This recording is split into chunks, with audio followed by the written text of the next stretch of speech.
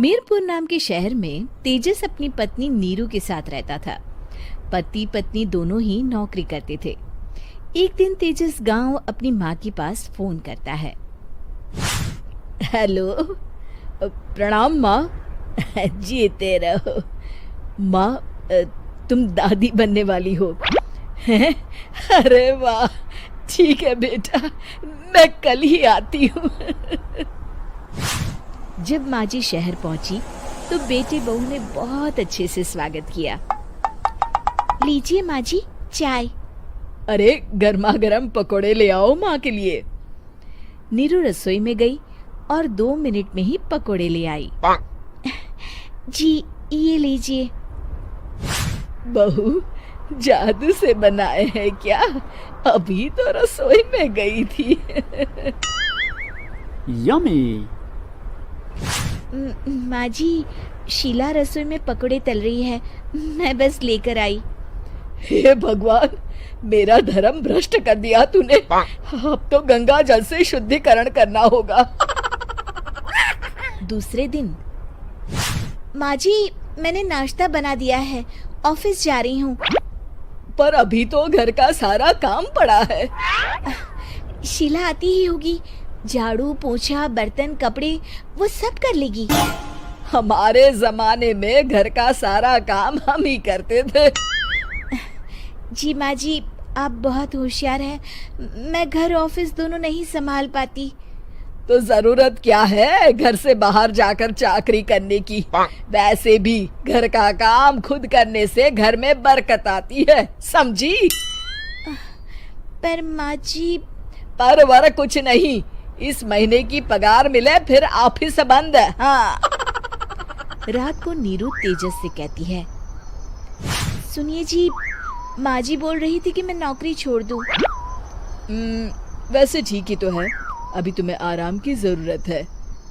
फिर भी आराम कहाँ, शीला को छुड़ाने के लिए बोल रही थी। तो अब 24 घंटे में इतना काम तो कर ही सकती हो। पर जॉब पसंद है मुझे, घर पर मन नहीं लगेगा।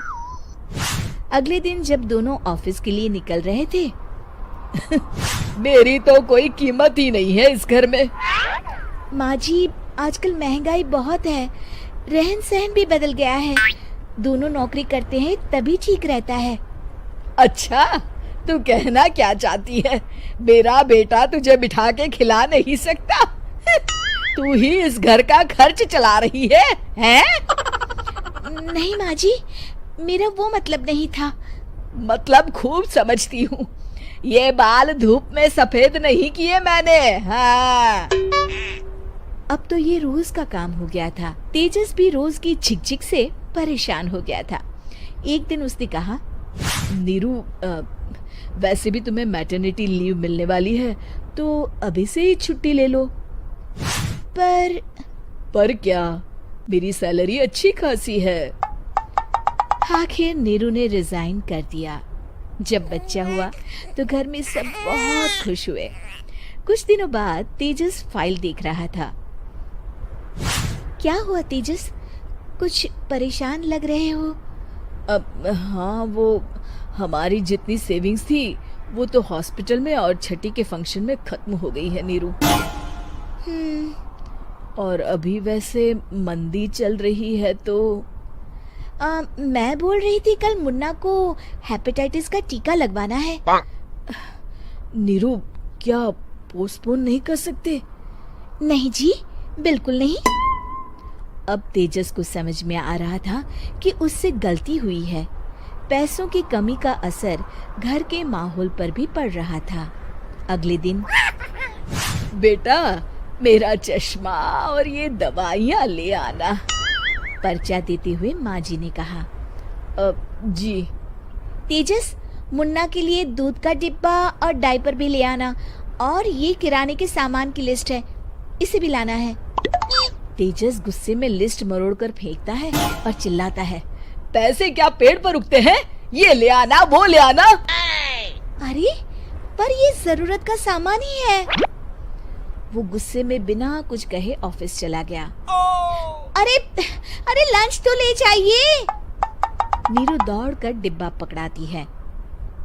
एक दिन खाना खाने के बाद, नीरू, अब तो मुन्ना कुछ बड़ा हो गया, तो अब तुम वापस ज्वाइन कर लो ना जॉब। पर इस रिसेशन में जॉब मिलना बहुत मुश्किल है। ट्राई तो करो। फिर मुन्ना? माँ जी है ना, और एक फुल टाइम मेड भी लगा लेंगे। पर माँ जी, उन्हें तो पसंद नहीं। तभी माँ जी वहाँ आ जाती है और प्यार से नीरू के सर पर हाथ फेरते हुए बोलती है, अब मेरी समझ में आ गया बहू, पहले के और अब के समय में अंतर है।